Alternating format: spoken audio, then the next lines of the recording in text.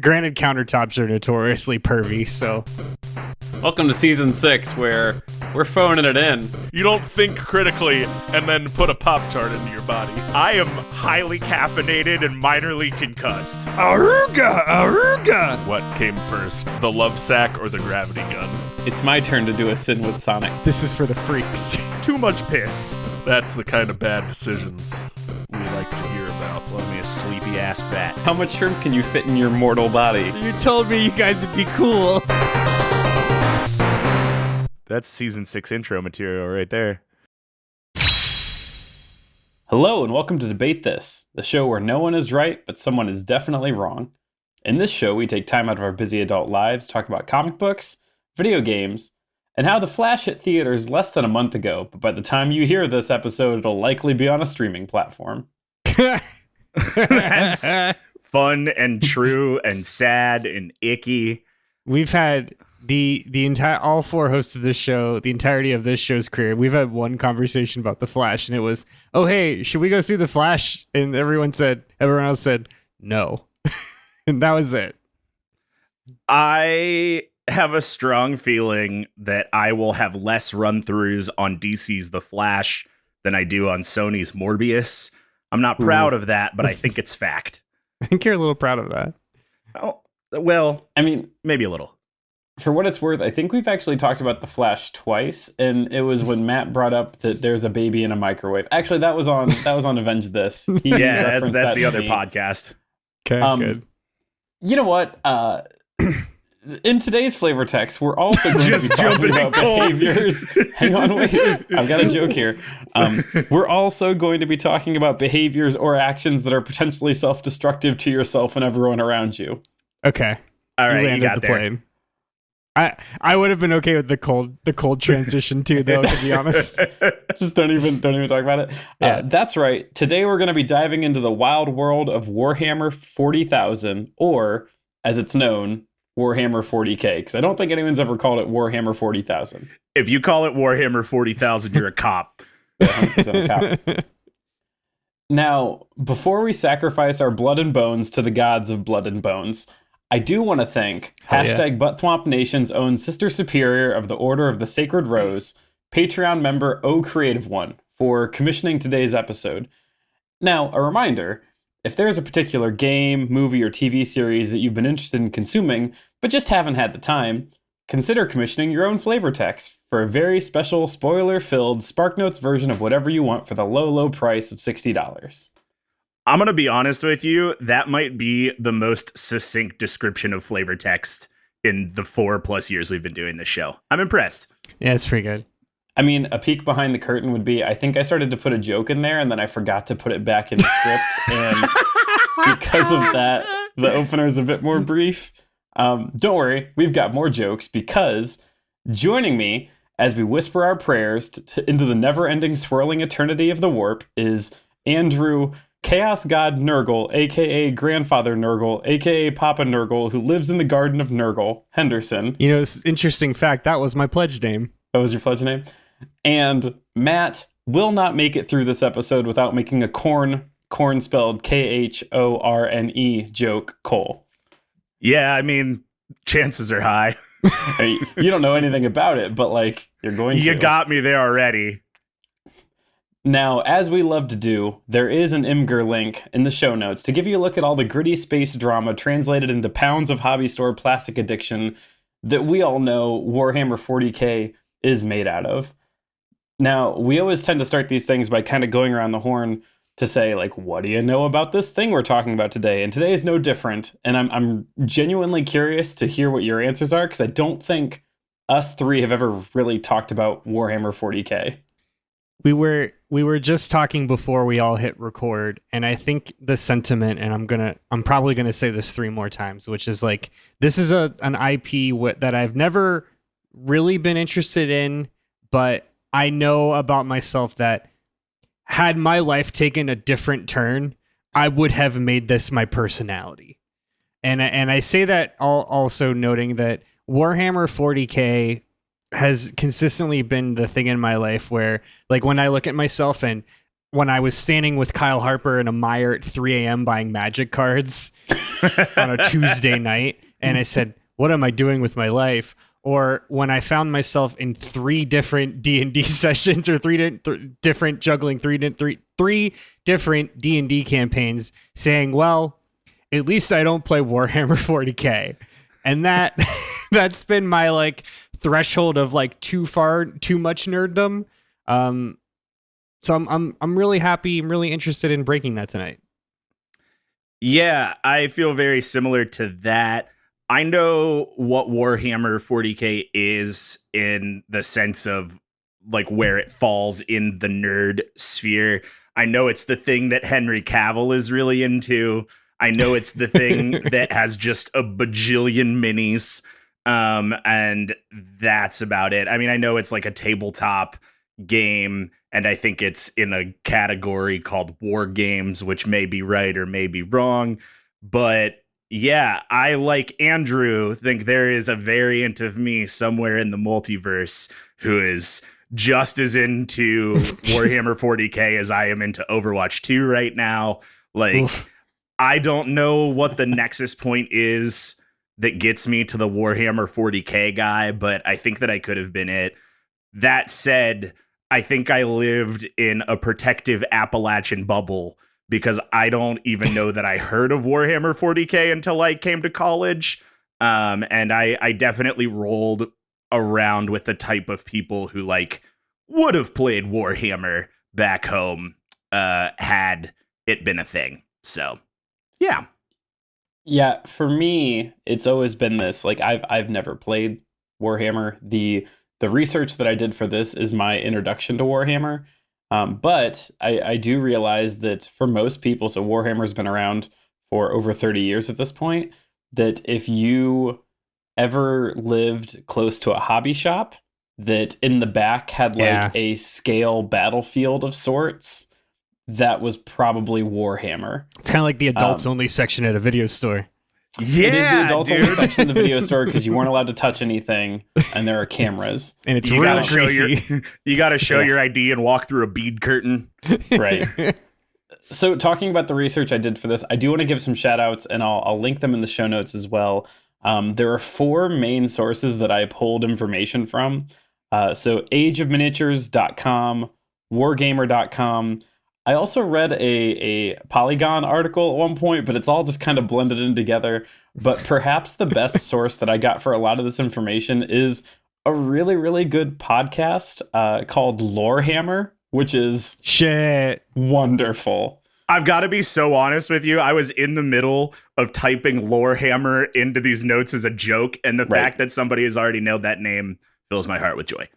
Yeah, so Lorehammer did a really, really good job for nerds who have not dipped their toe in this level of nerddom. The Lorehammer podcast is a group of people that are super into Warhammer, and they did some really nice episodes of Baby's First Warhammer. Like, cool. What is Warhammer? Where do you start? We're going to talk about a thing called the Warp. What is the Warp? And they just did it. It's been a wonderful companion for the past couple weeks as I go for like long runs and just hear names and things that I've just kind of lodged into my brain. So again, we'll link them in the show notes. Shout out to Lorehammer. Let's talk about 40K. So what is Warhammer 40K? So Matt had kind of hit it. It's a tabletop war game, largely. So it is made by a company called Games Workshop. Warhammer 40K, it's a miniature war game that it published its first edition of rules the month after I was born in September 1987. So this has been around for like a minute. So and how does that stack up to D&D? D&D is just a couple years older, right? D&D's a bit older. Okay. Yeah, D&D I guess it was like prior to late this. 70s. Yeah, 78, okay. I think. Granted, like D&D has gone through all sorts of different changes. Sure. I'm sure this has, because now in 2023 they dropped the 10th edition, but they're not necessarily changing systems or total play styles.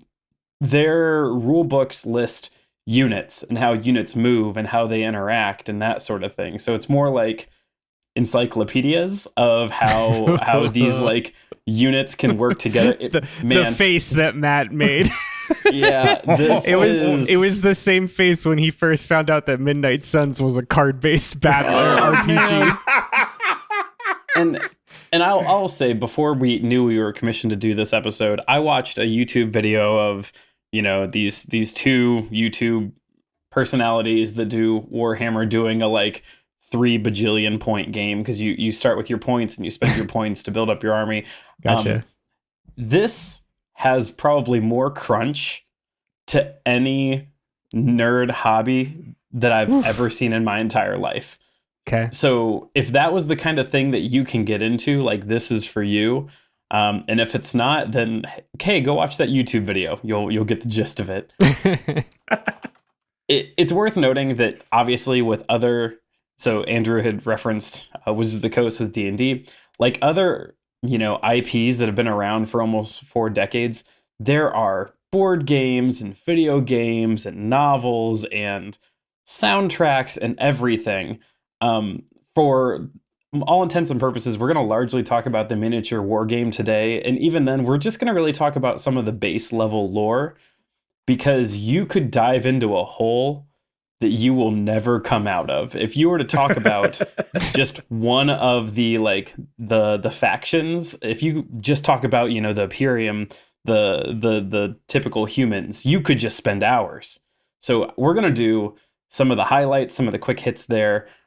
But to set the stage a bit more, when you play Warhammer, the miniature war game, you set up a battlefield that wages war using miniatures that add up to an agreed upon point buy. So you've got, I don't know how many hundreds of points, and you can use that many hundreds of points to build your army, and then you just fucking wage war. Using the data sheets and the rule books, you position them. And you do what everyone loves to do. You commit space war while using rulers and dice. And I'm not being facetious when I say rulers and dice. So if you go to the Imgur, the first 3 pictures kind of show you what a game of Warhammer may look like for those who are getting into it. The third one is my favorite because it's literally a dude with a tape measure.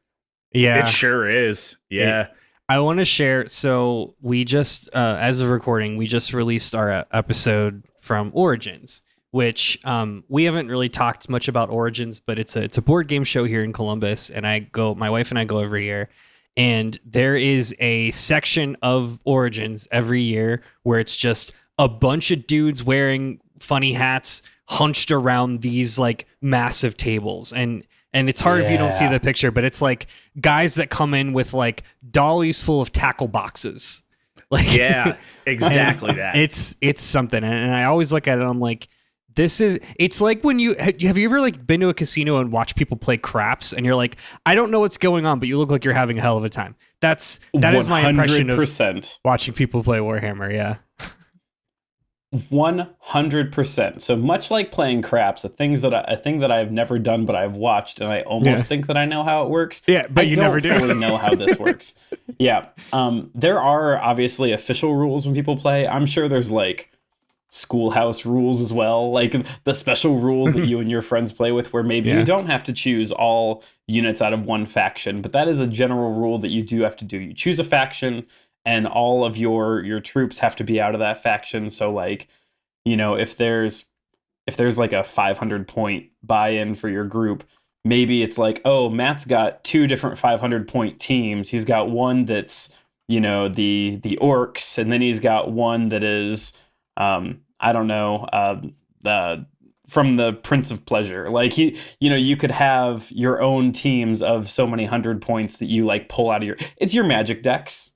You've got your magic decks.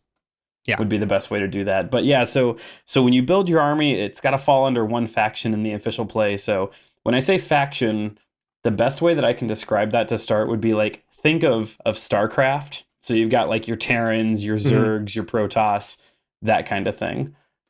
Is that the setting? It's space opera, like StarCraft? Kind of.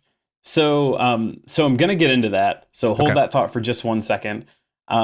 and I just listed like 3 made up StarCraft factions. There are tons of factions in Warhammer. I think there's like dozens. I started to watch a clip of a YouTube personality ranking all the different factions, and I stopped. I couldn't do it anymore. So we're really only going to get into like 6 to 8 of the big named like entities here. So if you want more of this, Lorehammer podcast is a great podcast to go listen to if you really want to get into that level of crunch. So let's kind of get into it. So Andrew, you had asked the question of like, what is the setting here? So the first big reveal of Warhammer 40K is that it takes place some 30,000 years in the future, hence the name 40K. Like yeah, okay. It is, sure. Yeah, so that's a fun reveal. You had asked about kind of the setting. It is futuristic. It is space drama, gritty, dark. I think they use the phrase grimdark, that it's not space age like Star Trek. Yeah. It's not space age, anything like that's clean technology. It's all gritty. For the most part, dystopian sci-fi, I think is the word. Yeah, with a good dash of like body horror and despair. Cool. And I'm in. Yeah, these are all my favorite things so far. You've already sold me. Yeah. Well, to go deeper in here is that there's not heroes. There's no good guys. There's not like one through line where it's like you're cheering for so-and-so or like the humans are good. No, I think that a lot of the times humans, I think, viewed as the through line because like that's your self-insert is humanity. That's how you can like resonate with the story. But again, there's not the good faction. Everyone is pretty bad for some way, shape, or form. This is sounding like, do you guys remember when we talked about Titanfall and Apex Legends? Yes. This is kind of sounding like a similar, like the set that there's a lot of through lines here. Yeah, I mean, it almost starts to equate a little bit to like Star Trek for me. Does that feel super egregious? Not only because Todd said this is very much not Star Trek. I didn't listen to Todd Trek when he said that. It's specifically not Star Trek in the sense that like Star Trek is very futuristic. In the sense that like they have teleporters and lasers and things like that. Now that's not to say those things can't exist in the 40K world, but they're not like clean and well done. Like there's this is the future, but it was thought of in the 90s. Yeah, I'd go with it's that. It's the grunge future, yeah. It is certainly a grunge future. I would say that is 100%. The other thing that's here, so like the 40K, it's a collection of stories. And yeah, there's like gods. I would say like both capital G and lowercase g. So there are some like major characters, but there's also, again, there's no hero. You're not following John Halo Man Spartan 117. Like you're not doing that. You'll follow like this hero and their story, but it also like there's just not one person you're cheering for. Also, I read somewhere that over the almost 40 years of them doing this, that every story is canon. That like it's so vast, it's so big. Yeah, it's so vast, it's so big, it's such an infinite universe and story that they don't really try and retcon things, just everything is canon. I kind of like that approach. I mean, I guess you have to take that approach if you're going to have something that is so like open source for as an IP as this seems to be. That you can't try and like tie everything together because that would drive somebody mad. Like you would see the elder truth.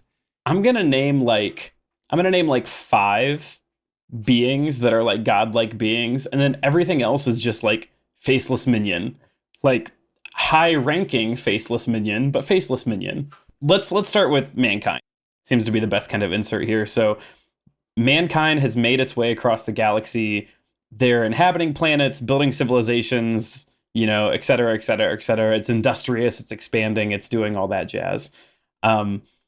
Further, it's made most of these civilizations, and they've expanded and they've existed largely under the banner of what is called the Imperium of Man. AKA it's the Imperium. That's what when you start talking about factions, mankind largely is the Imperium. So the other thing you're going to find is like there's a lot of dogma here in the sense that a lot of it is very like religiously like zealous. So when we talk about the Imperium of Man, it's a faction that's run by a very powerful church called the Ecclesiarchy. Ugh, Yeah. I don't like that. Yeah, So- theocratic fascism. That's hits too close to home. Well, and they drive that home because everyone hates everyone, which kind of Got it. like goes full circle. So, Do you guys remember? Sorry, Todd. Do you guys You're good. remember that Futurama episode where they had the like, or no, I think it might have been South Park, not Futurama, and it was like the Unitarian Commission and the Unilateral Commission, and they were just trying to decide what to name themselves. Am I hitting any bells for anybody? I'm vaguely remembering this, Yeah, but I'm vaguely. getting that confused with the South Park where they go to heaven and realize that it's all the Mormons. So I don't think I'm there with you. All right, never mind. All right, that one was just for Daddy. Yeah. So Lorehammer did a cool thing in their like what is Lorehammer or what is Warhammer, like start here if you're a baby. And they read kind of this like this quote that I think kicks off Warhammer 40,000. So I'm going to read that here. It is the 41st millennium. For more than 100 centuries, the Emperor of Mankind has sat immobile on the golden throne of Earth. He is the master of mankind by the will of the gods, and master of a million worlds by the might of his inexhaustible armies. He is a rotting carcass, writhing invisibly with power from the dark age of technology. He is the carrion lord of the vast imperium of man, for whom 1,000 souls are sacrificed every day, so that he may never truly die. He's a death Yet cult. even It's a death call look of at human. Hold on. Hold that thought. So, yet even in his deathless state, the Emperor continues his eternal vigilance. Mighty battle fleets cross the demon-infested miasma of the warp, the only route between distant stars, their way lit by the Astronomicon, the psychic manifestation of the Emperor's will. Vast armies give battle in his name on uncounted worlds. Greatest amongst his soldiers are the Adeptus Astartes, the Space Marines, bioengineered super warriors. Their comrades in arms are legion, the Imperial Guard and countless planetary defense forces, the ever-vigilant Inquisition, the tech priests of the Adeptus Mechanus, to name only a few. But for all their multitudes, they are barely enough to hold off the ever-present threat to humanity from aliens, heretics, mutants, and far, far worse. To be a man in such times is to be one amongst untold billions.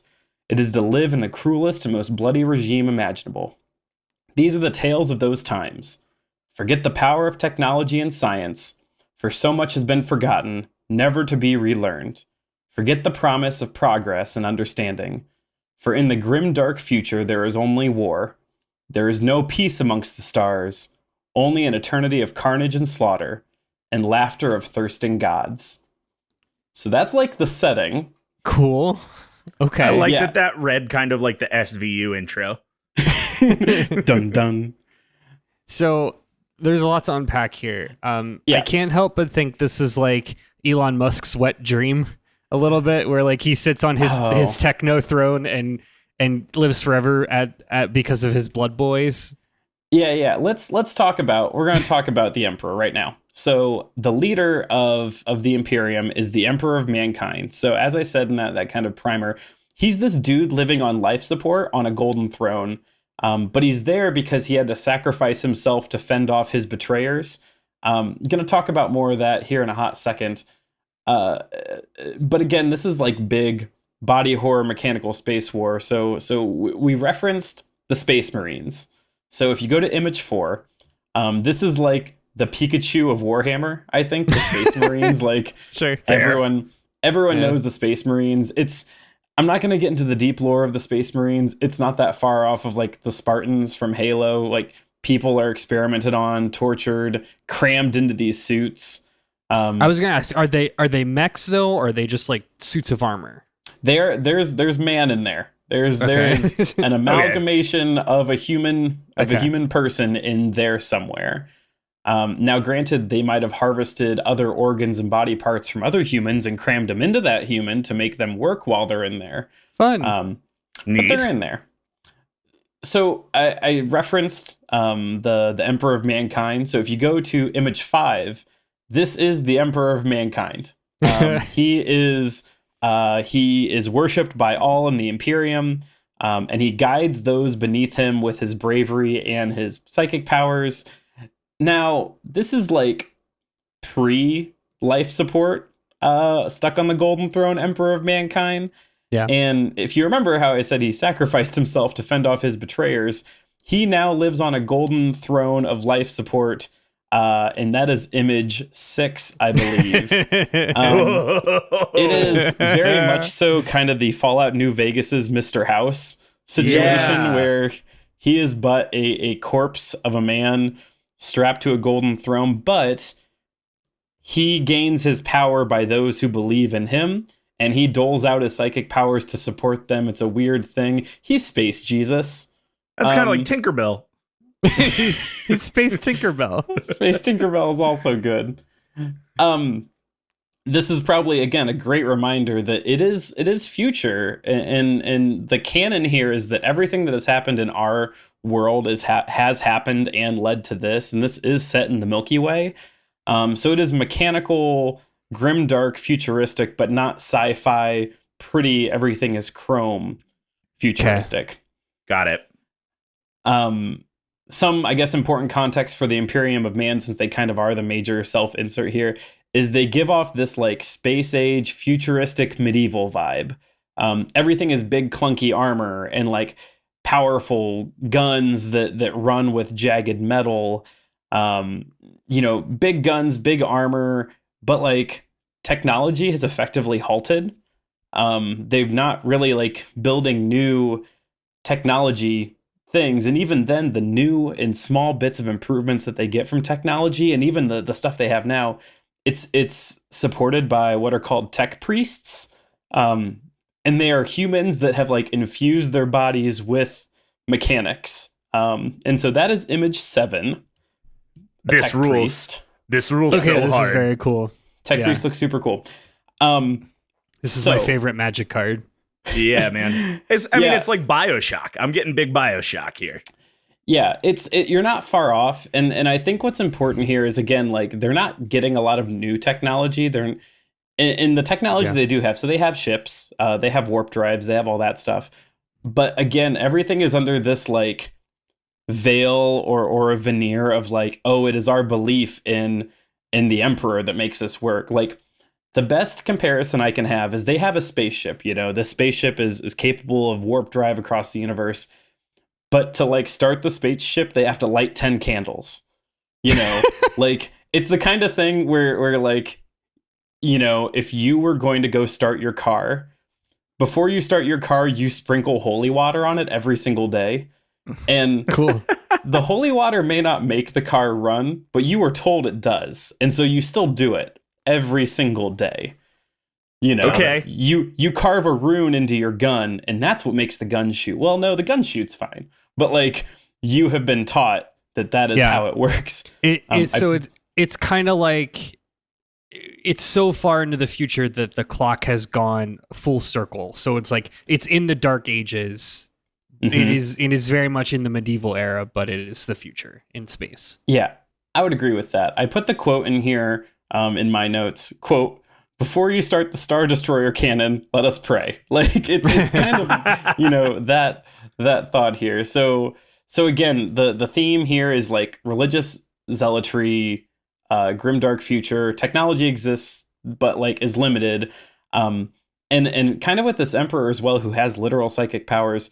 There quite literally are gods in this universe, and a number of them draw power from the actions of mortals, those that believe in them or don't believe in them, but their actions still fuel them. So like, there's a quote here, I think. The Imperium of Man is a near limitless amount of fleshy bodies being crammed into various levels of tech and machine to fight the forces of chaos in the galaxy. It is the closest thing to the quote main story that we'll get is like the march of humanity across the galaxy. But again, there are not good guys here. So it is cool to cheer against humanity because like any of us three could be born on a planet on the edge of the solar system and be like, oh, sorry, you're not strong enough to be a space marine. Your job for the next 60 years or until you die is to make bullet casings. You're going to wake up every day and go to a factory and make bullet casings until you die a very miserable death. Cool. All right. So a good way to put it is... Sorry. A good way to put it is that like humanity is pure order because they all report upwards. That's just what it is. So the opposite of order being chaos. So let's move on from humanity. I had said that there are legit gods in 40K. So like, let's talk about... Yeah, you please, with a hand. Are there space bugs? How can there not be space bugs? Yeah. There's kind of going to be space bugs. Okay. Hold that thought. Yeah. So let's talk about the chaos gods, which are like the complete opposite of the Imperium of Man. Before I talk to you about the chaos gods that are born of the universe, we have to talk about a thing called the warp. Now, sometimes when you look at something in 40K, you're like, well, how does that work? That doesn't make sense. Sometimes it's because you haven't read that book. Sometimes it's because 40K hasn't explained how it works. The warp is kind of probably somewhere in between those two. So faster than light travel is possible in 40K because spacecraft are literally able to tear holes into reality and then like move through a swirling storm of immaterial chaos that is called the warp. And so I've got two pictures of the warp in the Imgur album. That is images 8 and 9. That's tight as hell. Yeah, image 8 being like ships emerging or going into the warp. And image 9 would be what they would potentially see as they go through the warp. Oh, God. Holy shit. So I told you that I did a good bit of research on wargamer.com. So here's a quote from them. The warp is not a benign, passive sea to be safely sailed across with nary a care. The warp is reality's roiling, twisted shadow, an infinite repository of all the raw, unbound energies that are generated by the beings of the material world, but cannot exist there in its 3 or 4 tawdry little dimensions. The warp is pure chaos, and everything that dwells there, from the lowliest, barely sentient wisp of psychic energy to the 4 transcendently powerful entities we know as the ruinous powers. So, here's this thing. And what the warp is and that chaos within it is that the literal thoughts, dreams, emotions, everything that has been born of an intelligent life form in the galaxy gave birth to this like alternate dimension called the warp. And so all of those emotions then existed in the warp and are reflected back via the powers that form these 4 chaos gods I'm going to tell you about. And as I tell you about these wild chaos gods, a note that I read is that should, hypothetically, all these intelligent life forms across the universe just stop displaying these emotions of chaos, then the warp would just cease to exist, and all these ruinous powers would just stop existing. Should we just, stop having perverse thoughts that spawn them? So you're telling me if everybody would just like chill the just F be out, fucking cool. like, if everybody would be cool, we'd be good. Well, if you reverse that, right? Like the engine that fuels this never-ending war machine is the very thing that this war machine relies on to traverse, to conquer as part of the war machine. Yeah, it's quite the Ouroboros of the snake eating its tail. So that's pretty fucking cool. I'm not gonna lie, that's pretty fucking cool. Yeah, you're gonna get a lot of that. There's gonna be a number of things coming up where you're like, oh, that's rad as hell. Yeah. And these are probably some of the coolest lore here in Warhammer, the Chaos Gods. So there's 4 of them: Khorne, Nurgle, Cheech, and Slaanesh. And who named those? Well, that's absurd. The 80s, Matt. The 80s named them. No, it was the 90s, man. Yeah, Well, I okay, guess. so depends on how timeout. old this is in the scope of things. Timeout. If you go back and look, I think there are reasons for some of their names. I'm not getting into that. What is important to know is these are the 4 chaos gods, and they're not friends. They exist here in the warp as roommates in a large apartment, and they do not like each other. The ongoing theme of like the Imperium of Man struggling against the powers of chaos are this huge overarching theme, and everything else exists alongside of it. But like again, think order versus chaos. It's a huge ordeal here. So let's talk about some of these chaos gods. So let's talk about Khorne first, which is spelled Khorne. So close, man. I know. Khorne is known as the blood god. And so Khorne is image 10. There's a mini of Khorne. Khorne is also known as the Lord of Skulls, the Lord of Rage, the Lord of Blood, the Taker of Skulls. Treads. He's a little tank man. He's a tankman. Yeah, so this mini does. And so here's an important distinction. So these are quite literally capital G gods. A lot of them don't have minis. Khorne does, for some reason. This was a mini I was able to find of Khorne. However, a lot of them just have like avatars, like greater demons that serve in their name. So maybe it was labeled wrong and this isn't actually Khorne, but this was labeled as Khorne, which is rad as hell because it's like a dude with tank treads and there are skulls everywhere, and also he has a chainsaw that may or may not be made out of teeth. I don't know. It's cool. Now, you may be asking, what's Khorne's deal? So Khorne, being this like blood god, is powered by every act of murder or killing in the universe. So that's like where Khorne draws his power from. So he is believed to be the most powerful of the chaos gods, which makes total sense because every time someone is killed, Khorne grows more powerful. Blood quite literally does make the corn grow, is what you could say here.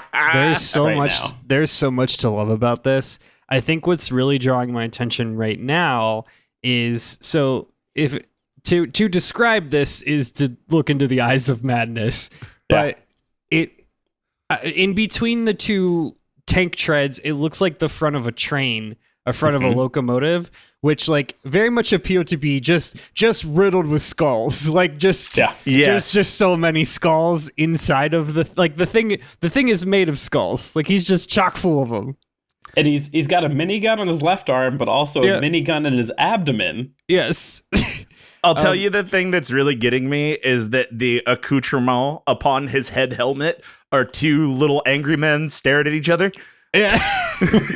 Well, it's like one of those visual tests. Like it's either a duck or a rabbit. So it's a Rorschach. It's a Rorschach. I did post a picture of Doom Train from Final Fantasy VIII, which it's great. This man reminds me of Doom Train very much so. Yeah, big Doom Train energy. Khorne would ride the Doom Train. So Khorne's army is about as traditional demon looking as you can get.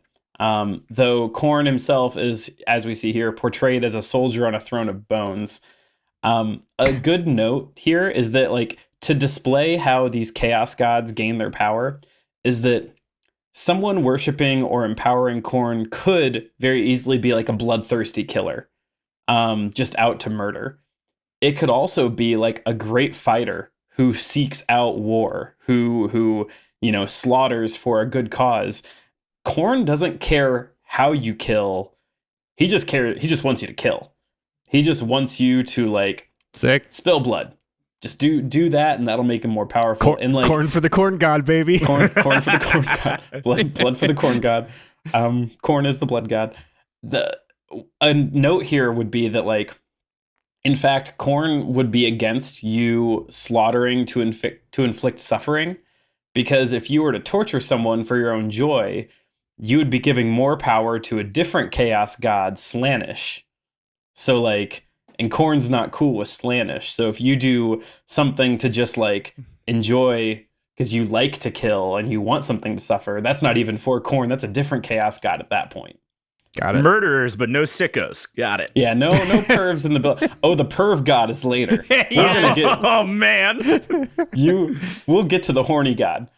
So One thing I did for each one of these chaos gods is I tried to give you what I think is the most accurate representation of the god itself, and then an image of one of their higher ranking generals. So image 11 is a bloodthirster of Khorne. Whoa, So, dude. Again, Khorne's like higher ups are very like traditional demon and devil like. Okay. That's Khorne. We're gonna talk about old Papa Nurgle now. So Nurgle, the Plague Lord, aka Grandfather Nurgle, Plague God, Lord of Pestilence, Fly Lord, Plague Father, Lord of Decay. The best representation of Nurgle I can give you is image 12. So Urgle is the Oogie Boogie Man of Warhammer 40k. Yeah, he's a big pustulous glob of a being. That is a great way to put kind of the avatars of Nurgle. Nurgle is the god of disease, decay, despair, and death. And so he's the Pope in Final Fantasy Tactics. Who was that for? I mean, it's kind of for me. It's kind of for me, yeah. Yeah. Yeah, like gotcha. when you fight the Pope and he turns into this thing. It's been so long, but that feels right. You're gonna appreciate that later, I promise. Okay. So specifically, Nurgle preys upon things that mortals deal with. So mortals, humans, largely deal with disease, decay, despair, death. The citizens of the Imperium know very well that their lives will end one day, and that they're going to live with disease and other torments. Yet they drive this knowledge deep into the corners of their minds and bury it with dreams of ceaseless activity. Nurgle is the embodiment of that knowledge, that mortality and the unconscious response of all sentient beings to the knowledge of their own ending. It is the hidden fear of disease and decay, the gnawing truth of mortality, and the power of defiance that it generates. Oh yeah, that is the Pope. You're right. I gotcha. I get it now. So listeners at home, if you are part of our Patreon at the $10 tier, you can get access to our notes where Andrew put a picture of the Pope, and it has the word wonderment, and it looked like wonder meat. It does look like wonder meat. You're right. Wonder meat. Speaking of wonder meat, I put a picture of a bunch of Nurgle's. Not a good segue. We're just going with it. Some of Nurgle's just minions, including a great unclean one. Nurgle's troops are gross. Boils and poxes and the whole 9 yards. In this picture 13, Todd, is that Nurgle right there in the middle with the sword, or is that a great unclean one? I believe that is a great unclean one. And from what I've seen, the best representations of Nurgle I've seen are just bigger and grosser. Cool. Got it. Yeah, there's definitely a theme here. Yeah, I'm into it. And like I said, there's not minis for all of these gods. Like, I don't know why Khorne is the one that popped up, and that image kept popping up for Nurgle. And so for some of these, it's like this is kind of an avatar of who they'd be, and this is the theme that their minis kind of follow. So hey, listeners, if you're a big Warhammer 40k fan, you just at me with a picture of these gods, and I'll just plug them right in here. So let's move on to Tzeentch, which is spelled Tzeentch. So Tzeentch is the Changer of Ways, also known as the Lord of Change, the Lord of Sorcery, Lord of Entropy, the Great Conspirator, the Weaver of Destinies, and the Architect of Fate.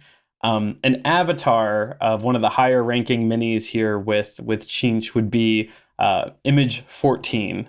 That image actually kept popping up every time I tried to find a picture of Tzeentch. But I cannot tell you if that's actually Tzeentch or not. Who's to say? There's no answers. That is a dope little mini. There's an angry lizard bird thing. You are going to... So, Matt, that sentence right there, that is a dope little mini, is going to be a thing you're going to say a lot. Sure. Yeah. This whole... Listen, I get why people are into Warhammer. I super get it. It's some of the coolest looking shit I've ever seen. And I can't dive into that now because we're going to keep saying it a lot. Let's talk about Tzeentch. So, dude's whole thing is that he is a puppet master. He has strings all over the universe, and he has human puppets that he promises power to. And the wild thing is, like, dude doesn't have an end game. I mean, his end game might be to be the most powerful thing contained in the warp, but his end game now is just like gaining power, having puppets across the galaxy, embodying chaos by like pulling strings. There's a good quote: "When the inner voice in a person's head speaks, when the desperate whisper their prayers in the night, it is the architect of fate that listens." He perceives every event and intention that like he's just using his mind to see how those things can influence the future and that he would have a hand in it. He also is able to offer gifts of magic and sorcery to anyone who will like call out to him, and he answers their call. In a good version, another higher like a demon Prince of Chinch mini is image 15. Cool. He looks cool. He's a little indistinguishable, I gotta say, from the Khorne army. So how are they distinctly different? A quick answer would be the color scheme. Cool. Okay, got it. Yeah, there are colors, very bold colors for every army. Cool. And so Chinch is this like soft blue kind of thing. Actually, the wiki lists what their sacred colors are, and I don't have that pulled up, but that light blue. So the chaos gods. So in addition to the humans, the reason you're going through this, maybe I didn't follow. The 4 chaos gods are also 4 different factions, is what you're saying. Yes. Got it. Okay. Yes. Now I'm gonna put the caveat out. So I used StarCraft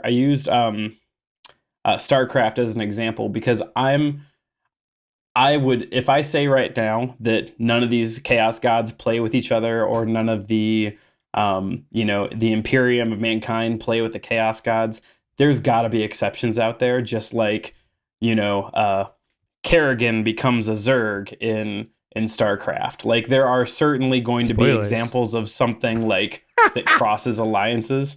Did you say spoilers? Yeah. He sure did, yeah. Yeah. That wasn't even StarCraft 2. I think that was StarCraft 1.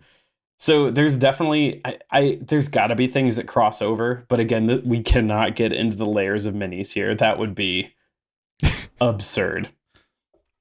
We'd have to do a whole Warhammer podcast. Do a Warhammer podcast. Hey, I promised you the horny god. So I didn't ask for this. Well, it's what you're going to get. So enter Slaanesh. Slaanesh, who is referred to as the Prince of Pleasure, the Dark Prince, the Lord of Excess, the Perfect Prince, Prince of Chaos, or She Who Thirsts. Yeah, this is the horny one. Where is its face? I don't see a face. Oh, I see lips right there under the horn, where the horn points to. Okay, that is a face. Okay. Yeah. So, listeners, they are referring to image 16. This image kept popping up when I was trying to find minis of Slaanesh. I don't know if this is like a Slaanesh like demon lord or what, but this is it's horny. It's horny chaos demons. Slaanesh is the god of hedonism, excess, gluttony, megalomania. When I was saying earlier how Khorne would not want someone to murder because they're like super fucking into murder, that would feed Slaanesh. Mm-hmm. Like this is that good example. Slaanesh is the newest of those 4 chaos gods, and Slaanesh was actually born into existence from the race of space elves we're going to talk about here soon, because they were being too hedonistic, and they did too much hedonistic actions, and oh god. Yeah, I found another mini. Yeah, so Andrew just put an even hornier devil mini into our doc here. Anyway, Slaanesh feeds on selfish desires, excess emotions, the carnal pleasures, and so on. And again, like, the beings that worship Slaanesh could easily be big old pervs, but could also be someone who's just like really fucking into art and owning really nice things. like cool. Oh man, I need everything to be like the nicest granite countertops I've ever had on my spaceship, and Slaanesh should be like, oh yeah. I mean, granite countertops are notoriously pervy, so and technology hasn't advanced, so they're stuck with it. Yeah. And then I threw one more group of Slanish minis as image 17. It's a lot of like serpent-like features and like succubus energy is kind of what I would describe this as. Okay. Yeah. Yeah. So kind of like the TLDR here on the Chaos Gods is that all four of those Chaos Gods, they feed off of some chaotic energy and they exist in this like warp space. And they're not allied with one another and they're all stuck there and they're like palaces and their gardens or whatever. And the biggest thing here is that they are trapped in the warp. Like they can't get out, but they can use their influence and the power that they gain from their believers and like weird incursions that can happen if too much energy that would feed them happens to then like, you know, create these emergences where their forces can get out. So that would be like probably the canon to why Space Marines are fighting succubus demons, because they happened and that's there. Okay. All right. So that was the Chaos Gods of the Warp, and I've got some more good races to throw at you, and at least you guys both saying 2 or 3 more times like these minis are fucking rad. But we're gonna come back to that after this break. And knowing everything that you guys have built over there at Geekset as well, man, it deserves a spotlight to be highlighted for just the incredible work that you guys put in that helps inspire others to feel comfortable in their own skin about being fans of the things that they genuinely care about. All right. Welcome back to the Geekset Podcast, the only podcast that blend hip-hop culture and geek culture together. I'm your boy Deuces, and this is One-on-One with Deuces, the place where I speak with creators, curators, and people that you should know. And right now, man, we got the man. We got the one and only Jay Ellis, L. Mitchell, Rachel True, Phil Lamar, Van Lathan right now, one and only Deborah Wilson, O'Shea Jackson Jr., the Rome of Dorntainment, the big homie Roy Wood Jr., drummer boy in the building, LCJ Garbo, and Stormy Maya, King Vader, the homie London Brown, Rob Markman, Lee Page Kennedy. We speaking with Rocky Hayes, Lawrence Gilliard Jr., Savon Slater, aka Savon the Gary Anthony Williams. But I'm speaking with the one and only Kadeem Hardison. How you doing, brother? Chopping it up with you for 45 minutes and out. That's the easy part. Hey, you have a really good voice for this. All right, we're back. So, I told you that a bunch of space elves gave birth to a horny god. Let's talk about those space elves. So, that's a Legend of Zelda boss. Yeah. Oh yeah, it's I played- Girahim. Yeah, Girahim looks a lot like Slanis. Yeah, Stannis. yeah. Yeah, not as like Stannis spiny and Yeah. I think it's kind of like a like, kid's version. yeah, like teen slanish. Eh. Yeah, Girahim needs at least one exposed nipple and more horns, and then it could be a demon of Slanish. Yeah. So I want to talk about the Eldari. So if you go to image 18, the Eldari or the Eldar are space elves. I would describe them as anything other than space elves if they were not legitimately space elves. And like every generic elf from every sci-fi thing you've ever seen, they're this like proud old race. They're smarter than everyone. They're technologically advanced, yada, yada, yada. However, now in the current age of 40K, they are dying out. And so they're dying out because being the oldest race in the galaxy, a number of them living for a very long time, they really got into those big hedonistic behaviors of having too many granite countertops, I imagine, to such level and excess that they blew a hole open into the warp. It sucked a shit ton of them in. Oh, no. And then it created Slanish, the horny chaos god. Oh no. Boy. Yeah. So like now they're just a fraction of their initial size and they're this race that's dying out. And also their spaceship is the size of a planet and they all cruise around on it. That's fun. Neat. Yeah. And so it did leave some side effects here. So a couple things. So a whole bunch of them were like, well, shit, we can't be hedonistic monsters anymore. We should probably not do all of that so much because we're going to run in fear of Slanish for the rest of our lives. However, that like big incursion with the warp left them with a shit ton of psychic powers. And so they all have some amount of psychic powers, which those who use their psychic powers are known as psychers, which is pretty cool.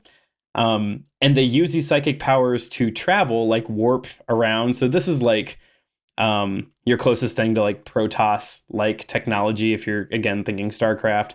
But they can also manifest their psychic powers to build physical objects. So they have shit that is built out of hardened psychic power, which I cannot explain. Once again, they are fancy psychic space elves. Image 19 gives you a image of what their minis look like. Literally fancy psychic space elves. Absolutely. Now, we wouldn't have elves if we didn't have dark elves. And so Shut up. I know, I hate it. So when that big incursion happened and they were like, "Uh-oh, we should stop doing hedonistic shit." There's a whole group of them. They're like, "But what if we keep doing hedonistic shit?" They're like, we already summoned a pervert god once. Why not do it again? What are you gonna do? Summon 2 pervert gods? You won't. and so these are known as the Dark Eldari. Image 20 is some of their minis. They're just like edgier. And the big thing about them is that since they didn't give up their like selfish ways, their souls are constantly being fed off of by Slaanesh. And so to keep themselves alive longer, they go and find other beings and torture them to like harvest their soul energy. So they're like psychic space vampire elves. So Come they, for like, the cum god.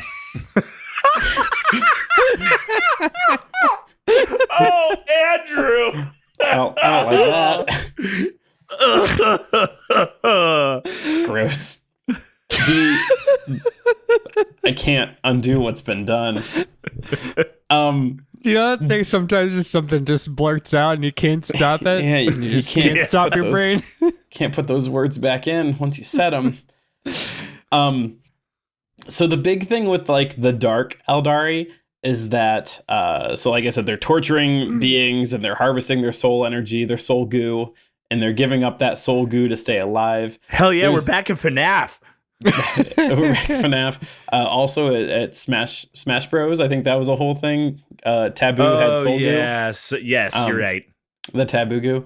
I guess apparently, canonically, not canonically, I don't know, that it is rumored that there are some Dark Eldari that have existed for like 14,000 years and are actually the oldest beings in the universe because they just keep like siphoning soul energy off of people. So, all right. Cool. It's kind of cool. We're going to talk about the coolest thing that exists here, in my opinion, and that is the Necrons. And so these are robot skeletons, baby. Hell yeah. Image 21 and 22. Just like, oh yeah, this is take good. this in for a second. That the whole thing here is that, like, remind me if you've heard this one before. They were asleep for millennia, and now they're awake, and they want to dominate the whole universe. Sure. That's what they're doing. Cool. They're space bugs. They are space bugs. These aren't the space bugs. Oh, gotcha. I know you want them to be the space bugs. They're the Reapers from Mass Effect. They are 100% the Reapers from Mass Effect. So the way I described it is these are the Reapers from Mass Effect, but like if the Reapers then had a bunch of General Grievuses running around. Yeah, okay. And also there are some of those like floating squid sentinels from the Matrix. These are those. So these are like, they're robot skeletons, but instead of their bones, they have metal, and they're only here to destroy everything. This is the point in the research where I was like, fuck, these are so cool. These are just the coolest looking things I've ever seen. If you don't know the answer to this question, that's fine. You can just say so. Mm-hmm. But do we know like how the Necrons were created? Like, how'd we get Necrons? No, I don't think we do. And so I'm going to say that pretty boldly and either tell you that, one, I didn't find it in my research, or two, this is one of those times that the Warhammer lore people were just like, doesn't matter. They were asleep for a millennia and they're here now. So something robot army, robot uprising, something. Yeah. Something. We need the Ravnica setting in Dungeons and Dragons so that we can have robots and electric trains. You know? Yeah.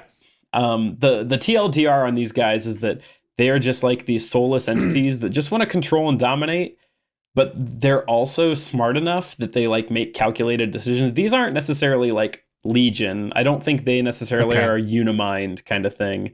Got it. But there's a story where they were cunning enough to like take over a robotic outpost or a robot that basically controlled the stars, and they're like, no, we control the stars now. Like we will be doing that from here on out. Thank you, that's ours now. We couldn't talk about Warhammer without talking about the orcs. So we've talked a bit about the orcs before, briefly.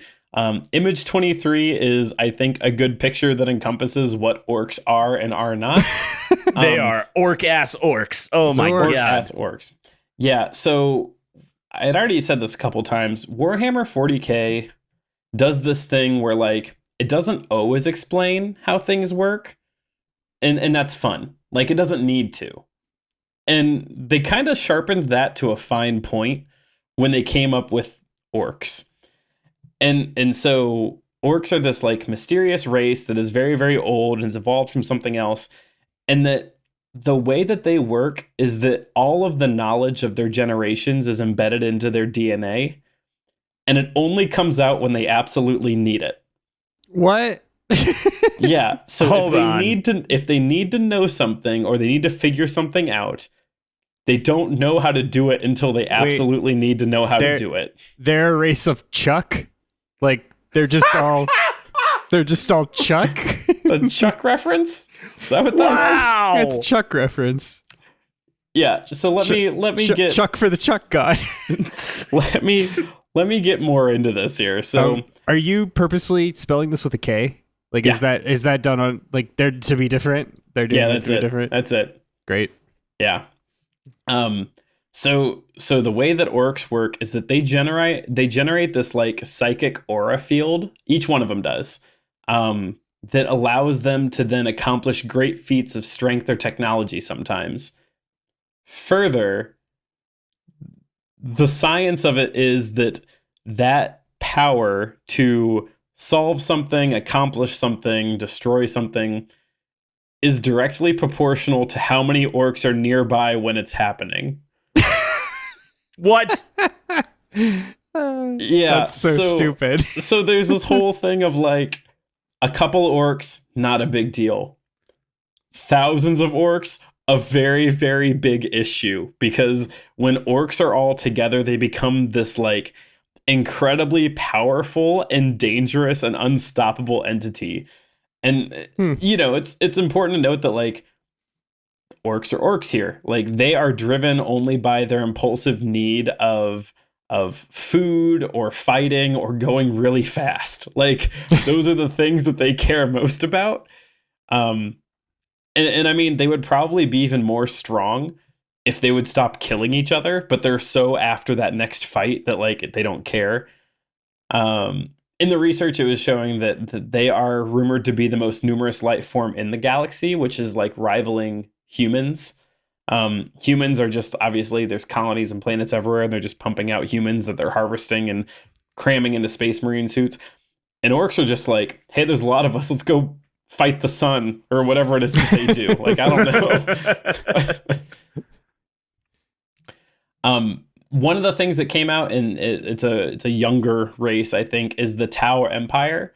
And so that is image 24 here. And so when I had said that Warhammer 40k is this grim dark, it's gritty, it's medieval, it's just futuristic and not technological, the Tau Empire is kind of your like clean dressed alien, like blue skinned aliens with like white armor and white guns and like they're these like space age clean looking aliens. Like I had said, there's no good guys in 40k. Like no one is a hero, but at least the Tau Empire are like the least complex morally. So if you're trying to find like an easy answer of like, I want to feel like I have morals, their whole thing is they want to figure out what they want to establish the greater good, which they believe they are the greater good. And they've got technology and space shit. So like they would roll up on your spaceship and they'd be like, join us as part of the greater good. And you'd be like, nah, I don't think I want to. And then they might try and blow you up and then like, are you sure? But they're also not going to like harvest your organs. They're not going to like whisper dark secrets into your brain to drive you mad, to make you kill someone. Yeah, they're the Roman Empire. Like, you join us and it's cool. Don't join us and die. Yeah, I'd go with that. That feels pretty accurate for them. Again, like least complex here. Everything else is fighting a big war for some reason or some cause, or they're a machine trying to control the sun. They're just trying to build a force to be good? Question mark. Okay. The last one I am going to talk about today, though. So you asked about space bugs, Andrew. Here's your space yes. bugs. Hey, We got there. Now I say that. So these are the Tyranids. They're less space bugs and more the Zerg from StarCraft. I feel like I made a lot of StarCraft references today, but these are the StarCraft reference Zerg. It's a clear. property no more accessible than Warhammer 40k, honestly. Well, yeah, and it's clear how inspired both of these properties were by each other at some point, I'm sure, along the 100%. time. Yeah. So Tyranids are, I mean, they're the Zerg. They're horrifying. They're endless. They're also they came. So they're the one group that at least I know of up through the research I did of these major arc groups that did not come from our galaxy. These came from beyond our galaxy for some reason. And again, Warhammer doesn't tell you that. They don't tell you why. They're just here because, like, fuck you, by the bug pack. They are horrifying, and they exist only to feed and conquer and evolve. So they are, like I said, the Zerg. They have a hive mind. They show up. They consume. They evolve. They reproduce. Once they consume and they lay more eggs, the new evolution might incorporate things of yours that they ate to become stronger. Again, quite literally the Zerg. Is this a picture of Zerg, Andrew? Is that what you did? So here? I just posted a picture. Yeah. This is somebody made this on Reddit. You joking tube posted this on Reddit. It's Zerg versus Tyranid piece of art, and why I posted it was because these two things are so similar. I can't tell you which one is which. If I didn't know the one on our left is a Zerg Hydra, I would not know the answer to that question. I'm impressed. That's proof you did research for this flavor text, Todd. Well, you just passed the test. It's proof that I played StarCraft 1 and 2 on my old dial-up computer. Now, here's where I'd leave you on this. So, like, that was, I don't know, 8 factions. There are more. There are more factions. They put out new books. They put out new resources. The other thing is that, like, when the 3D printing community behind Warhammer is massive. Like, people will customize their minis with, like, I don't like, because when you buy something, okay, so like any of those elder demons come in like 32 pieces. Like you have to paint the pieces, glue the pieces, whatever. So like people will 3D print other pieces and they'll like create new guns, or you'll have an option. Do you want your thing to have a chain or a sword or whatever? And so like this just scratches the surface. This is to say, like, that was, like 10 factions. There's well over a dozen more. There are Space Marines that have fallen to chaos. They're called Chaos Marines. They're not like part of the initial faction. They're fallen over here. This also doesn't scratch the surface of the books, the board games, the way that how miniature combat works, which again, rulers, dice, positioning on a field. There are soundtracks. Henry Cavill's going to give us a Warhammer 40k project eventually because, like, why not? I mean, he's not busy doing The Witcher anymore. Oops. Well, too soon. And again, this is just scratching the surface of the lore. I think what's really, really cool about Warhammer that I've gathered is that they've built the playground so big that it is almost encouraging you to tell your own stories. Like when you play D&D and like you have a module or you have a setting, you can like self-insert stuff. Like, sure, you can tell a story in Baldur's Gate. Mhm. You can tell a story in the Sword Coast. But like in Warhammer, there's a limitless amount of planets. There's a limitless amount of stories of, you know, a space marine who fell to chaos and now they're part of the chaos army, and what are they doing there? You know, a Tyranid that like disconnected from the hivemind and has found a sense of morality, and what does that look like? There's all this like playground space to tell these cool stories. And you know, I would tell you this. If this is the kind of thing you're into, I would just highly encourage you to do your own research, look up more of these stories, of these factions, of, you know, the whole bit of how the emperor was struck down is like a real like Judas betrayal story. Again, there's a lot of Jesus allegories there, except for this Jesus shoots lightning, which I don't think the original Jesus did that. And what I would tell you is that, like, if you're into this sort of thing, do your research, find that friend of yours that did dive into this hobby, and like piggyback with them as they like glue their plastic together or wage their next mega war. Or just like, if you've got that friend, pull them aside into a dark alley and be like, hey, I've been thinking about getting into Warhammer. And then watch what they do at that point, because like you may just be stuck. I was just curious and Googled best Warhammer 40K games. Do you want to guess how many were on this list? How many? The answer is 48. Oh my. And that's just a listicle of the best. I thought there was like a dozen. And like that doesn't, and those are, I'm guessing now, is that like video games or board games? Video games. Because that doesn't count. There are board games for Warhammer, and then like not only are there board games for Warhammer, there's like Warhammer Monopoly, Warhammer Risk. There's all of that stuff. Yeah. Yeah, I mean, this is cool in the sense that, like, I love Risk. Risk is one of my favorite board games. Like, I'm one of those freaks. And if I didn't have to, you know, drop $1,500 on miniatures that I'll never paint, like, I think that I could really see myself getting into this. I did find a link that has at least currently the most up-to-date list I can find of all of the factions, which is 24. And it's got the link to all the codexes in it. I put it down at the bottom here, but it's from creativetwilight.com. And like, I love that the first advice they have under where to start, you know, if you're trying to pick your Warhammer faction, is how cool does it look? You should find what you like the look of the best. And that's rad. I love that. Good. Yeah, I mean, I think the thing that I'm taking away from this is like, my YouTube algorithm is going to be fucked for months. Sure. Because like, now that I've gotten the big taste of this, like, I want to see how battles are fought. Like, next year when Origins roll around, I'd kind of like to watch this.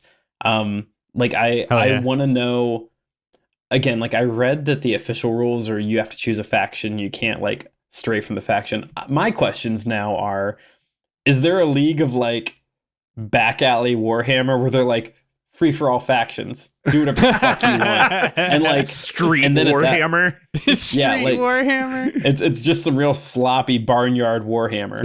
Like, I want to see, like, I want to know if that's a thing. I want to see the cool shit people are doing. That would be a kick-ass 4th of July picnic. Sloppy backyard Warhammer. Now, Todd, it's those old late night ads for backyard brawls, the backyard wrestling. Yeah. You guys know that if we approached our IRL friend Mike, and all it would take would be like, hey, Mike, we're into Warhammer now. And it would break him. It would break him as a person.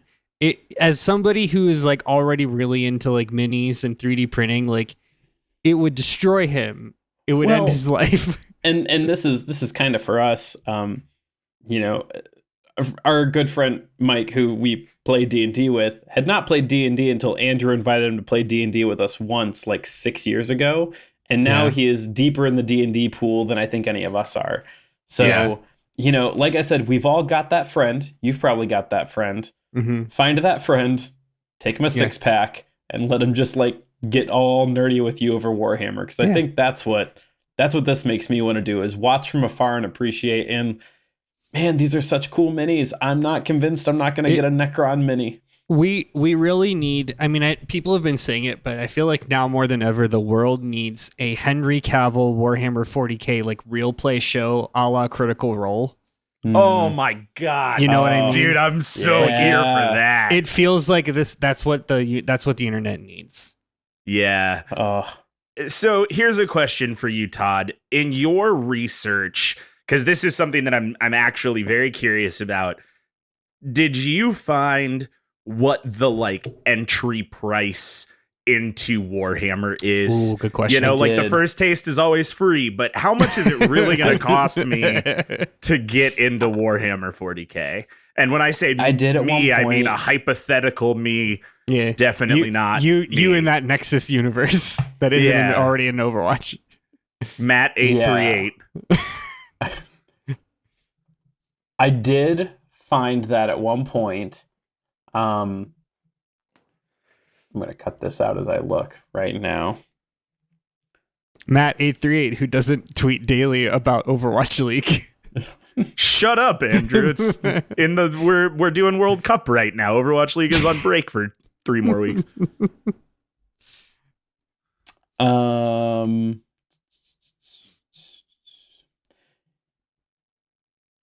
Yeah, so some of the quick numbers that I had seen, and again, like I cannot verify this, but I saw the figure for 1,000-point army.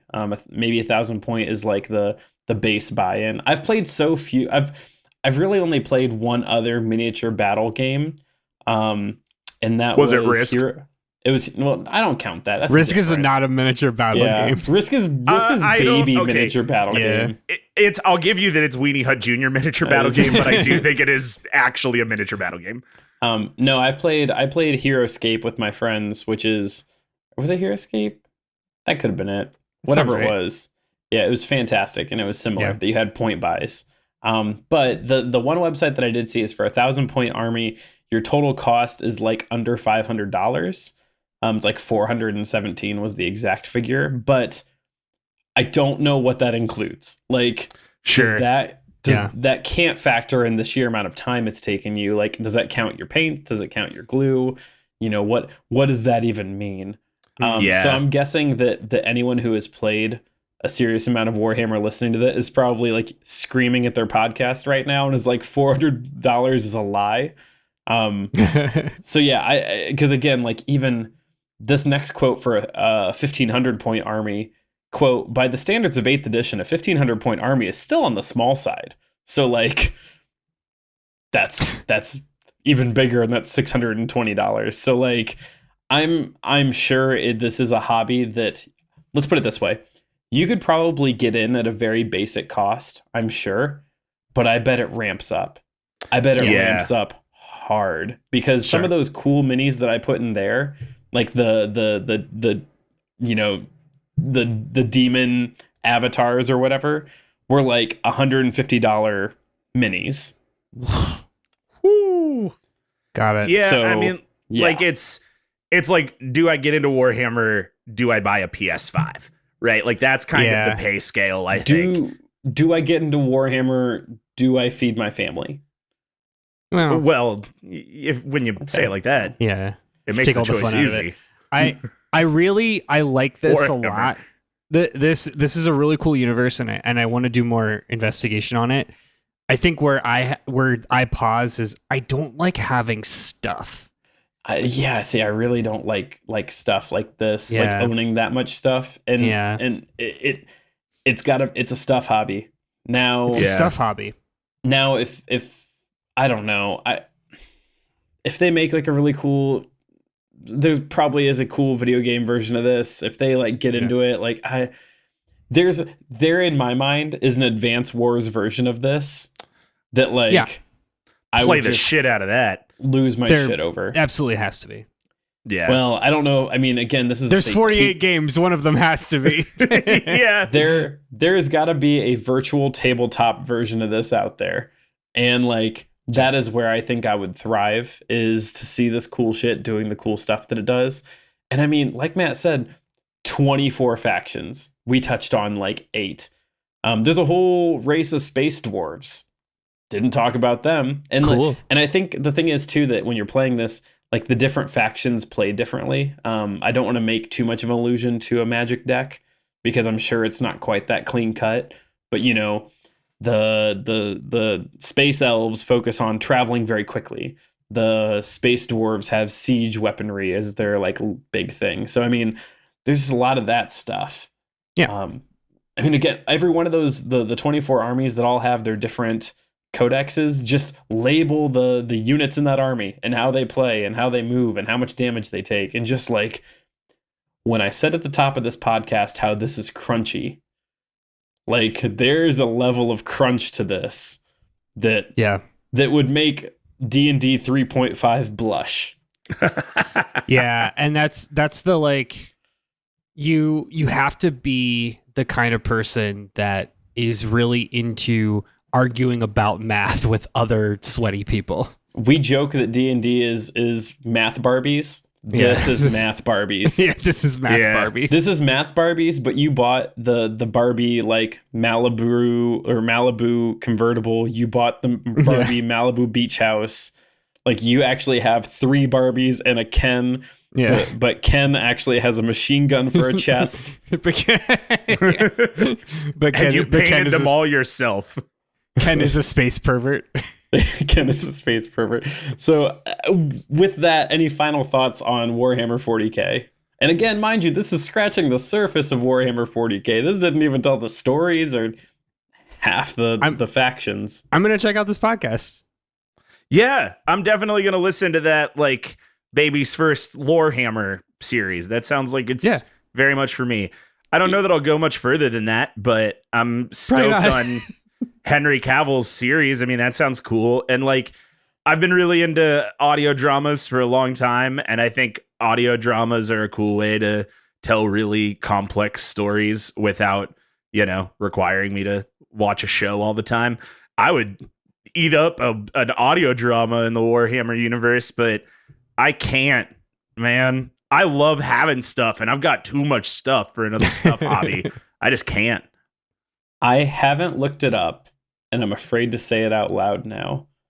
I would play a tabletop RPG in the Warhammer universe. Like if there is, and I'm sure there is now that I'm saying almost played it. We almost played it for my birthday. Well, when was that? Yeah, it's called, we can cut this out. It's called Rogue Trader. And I didn't, and it was the one that I told you about. It's like your space pirates and you like run a ship. And when I looked it up, I asked Mike to DM it, and I didn't realize it was in the Warhammer 40k. So when I downloaded the PDF, it was like 400 pages. I have the PDF. I own it. I can send it to you. It exists and it looks dope as fuck because you're space pirates and you run a ship. Oh God. And one of the classes and all the things that you went through, I'm like, oh, I get it, because one of the classes is like a tech priest. You can be a psychic, one of the psychic things. You can be every ship has a navigator that navigates through the warp, which you have to jack into the warp because of, and that totally makes sense. It didn't occur to me until 20 minutes ago, but yeah, it's fucking Warhammer. So we can play it whenever you want, Todd. I'm gonna leave all that in there uncut so that our listeners can hear how excited you are and can maybe hear the dread washing over me that I will find more room in my body for another TTRPG. Yeah. With that, and Andrew's new knowledge that there's another TTRPG that I'm going to play, thank you so much for listening to Debate This. You can follow along with the arguments on Twitter, Facebook, and Instagram at Debate This Cast, or on our website, debatethiscast.com. And if you want to commission your own flavor text, head on over to patreon.com/debatethiscast. A one-time payment of $60 will allow you, yes you, to get us, yes us, to do a deep dive into a beloved topic. So don't miss your opportunity to make us get weirdly specific over something specific and weird. Until next time, I'm Todd Thomas. I'm Andrew, Garfield's least favorite chaos god Nurgle Henderson. And I'm Matt. Todd asked for a Khorne joke, but I'll leave you with Cheech and Chong. Cole. Because we're both really good. And we're saying thanks for debating with us. And if you think we're wrong, you can come fight us behind the swing sets, nerds.